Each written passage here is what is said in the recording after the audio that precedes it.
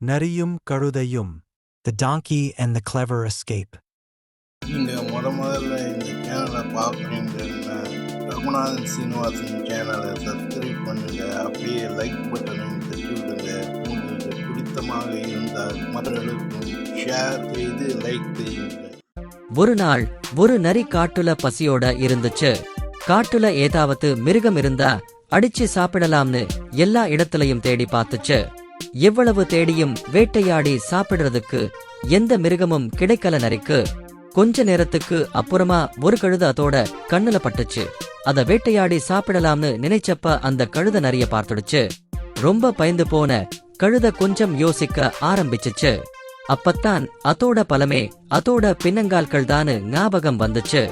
இப்படியாவது நரிய தன்னோட பின் பக்கத்துக்கு கொண்டு வந்துட்டா ஒரே எத்தி தப்பிச்சு போயிட்டலாம்னு முடிவு செஞ்சுச்சு. உடனே நரிக்கிட்ட எனக்கு ரொம்ப பயமா இருக்கு. நீங்க எப்படினாலும் என்ன அடிச்சு சாப்பிட போறீங்க. அதுக்கு முன்னாடி எனக்கு ஒரு உதவி செய்யுங்கன்னு சொல்லுச்சு. உடனே என்ன உதவின்னு கேட்டுச்சு நரி. அதுக்கு கழுத சொல்லுச்சு, நேத்துதான் குரங்கு ஜோசியர்கிட்ட எவ்வளவு நாள் நான் உயிர் வாழ்வேன்னு கேட்டேன்.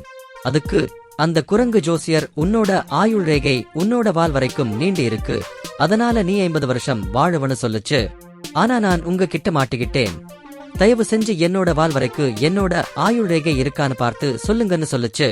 ஒரு நிமிஷம் யோசிச்ச நரி கழுதையோட வால் பக்கத்துல வந்து ரேகை எதுவும் தெரியுதான்னு பார்த்துச்சு. அதுதான் சரியான நேரம்னு நினைச்ச கழுதை ஒரே ஏத்துச்சு. சரியா நரியோட முகத்திலேயே அடி விழுந்ததால நரிக்கு தலை சுத்த ஆரம்பிச்சிடுச்சு. இதுதான் சரியான நேரம்னு வேகமா ஓடி ஒளிஞ்சுக்கிடுச்சு கழுதை.